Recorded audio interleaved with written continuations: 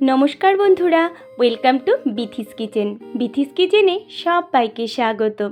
আজ আমি তোমাদের সাথে শেয়ার করব আলু বেগুন দিয়ে মৌরালা মাছের ঝালের রেসিপি।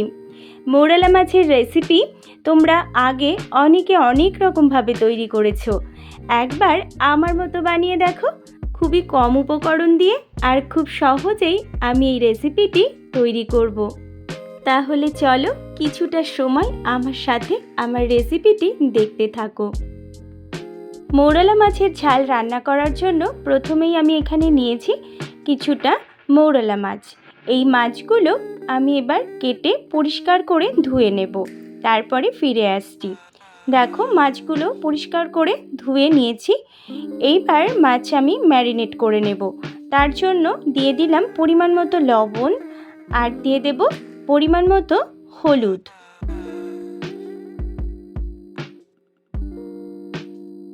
এবার লবণ আর হলুদ দিয়ে হালকা হাতে মাছগুলো ভালো করে মাখিয়ে নেব।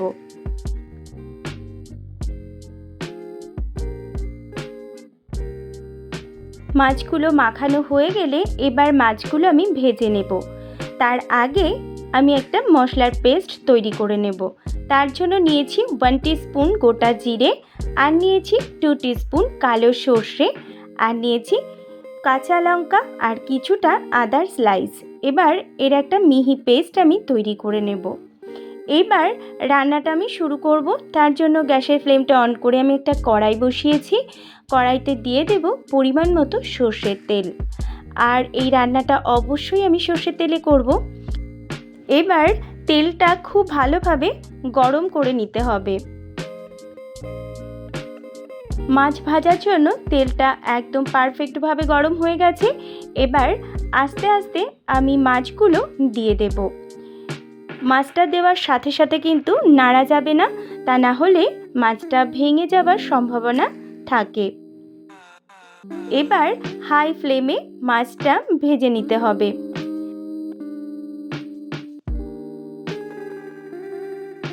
মাছের একটা দিক ভালোভাবে ভাজা হয়ে গেছে, অপর দিকটা আমি পাল্টে দিচ্ছি। মাছের দুই দিকটাই একটু লাল লাল করে ভেজে নিতে হবে। মাছটা দেখো ভাজা হয়ে গেছে, এবার তুলে নিচ্ছি।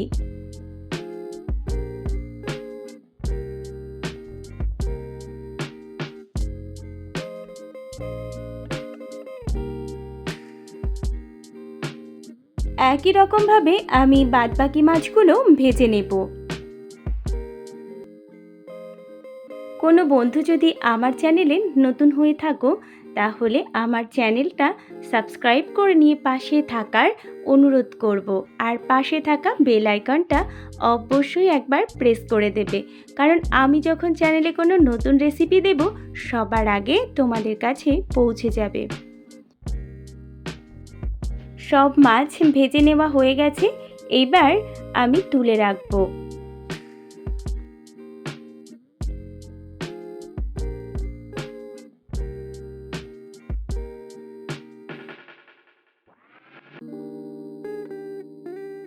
এবার মাছ ভাজা তেলের মধ্যেই আমি মাছে দেওয়ার জন্য যে বেগুনগুলো কেটে রেখেছিলাম, ওই বেগুনগুলো আমি প্রথমে ভেজে নেব।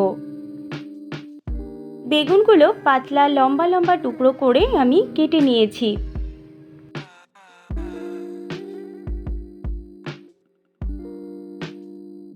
বেগুনগুলো লাল লাল করে ভাজা হয়ে গেছে, এবার বেগুনগুলো আমি তুলে রাখবো।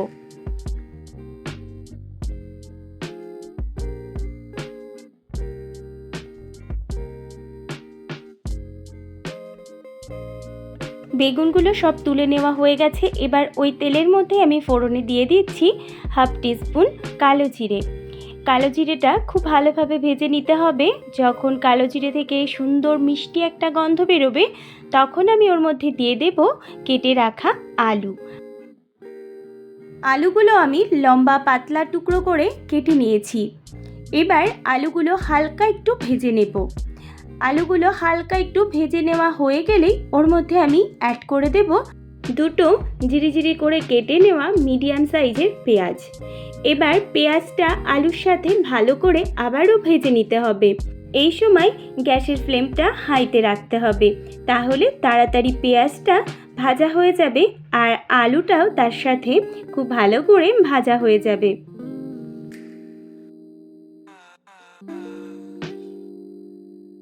এবার আমি এর মধ্যে দিয়ে দেব সামান্য একটু লবণ।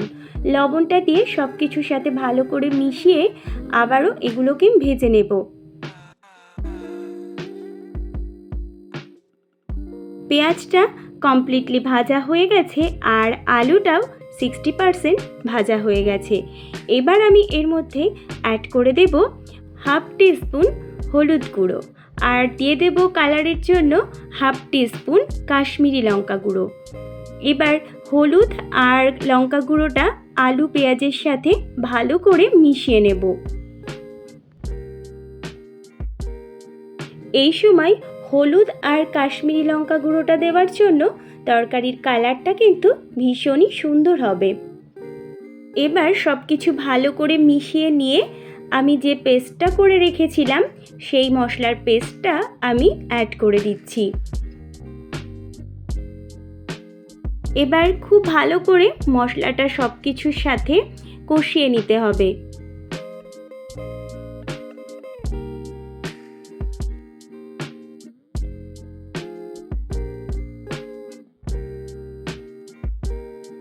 মশলাটা কষাতে কষাতে যখন দেখবে আস্তে আস্তে একটু তেল ছাড়া শুরু করে দিয়েছে, তখন এর মধ্যে দিয়ে দিতে হবে একটা টমেটো স্লাইস।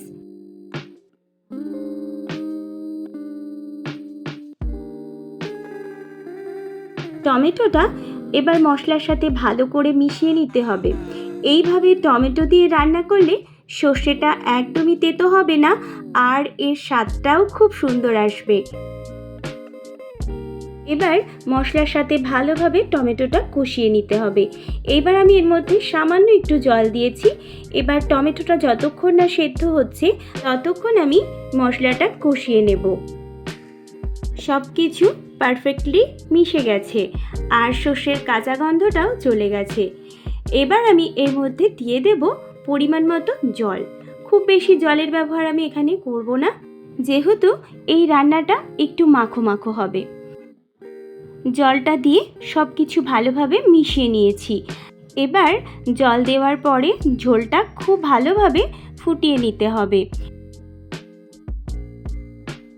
যতক্ষণ না পর্যন্ত সব কিছু পারফেক্টভাবে সেদ্ধ হচ্ছে ততক্ষণ আমি ঝোলটা ফুটিয়ে নেব।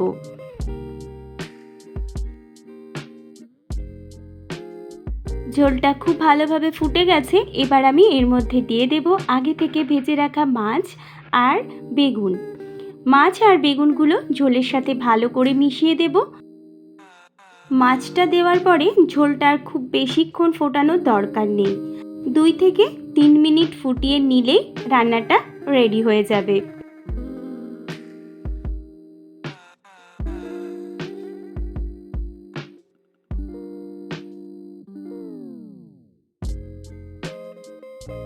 দুই থেকে 3 মিনিট ঝোলটা ফুটিয়ে নেওয়া হয়ে গেছে আর ঝোলটা অনেকটাই গাঢ় হয়ে গেছে। এর থেকে বেশি আর গাঢ় করব না, তাহলে খেতে ভালো লাগবে না। রান্নাটা একদমই শেষের দিকে। এবার ফাইনালি আমি উপর থেকে দিয়ে দেব কিছুটা ধনেপাতা। ধনেপাতা যদি না থাকে তাহলে নাও দিতে পারো, তবে ধনেপাতার ফ্লেভারটা এই ছোট মাছের রেসিপিতে ভীষণই ভালো লাগে। ধনেপাতাটা দেওয়া হয়ে গেছে। এবার আমি গ্যাসের ফ্লেমটা অফ করে দেব। তৈরি হয়ে গেছে আজকে আমাদের আলু বেগুন দিয়ে মৌরালা মাছের ঝাল। এবার আমি গরম গরম সার্ভ করে নেব।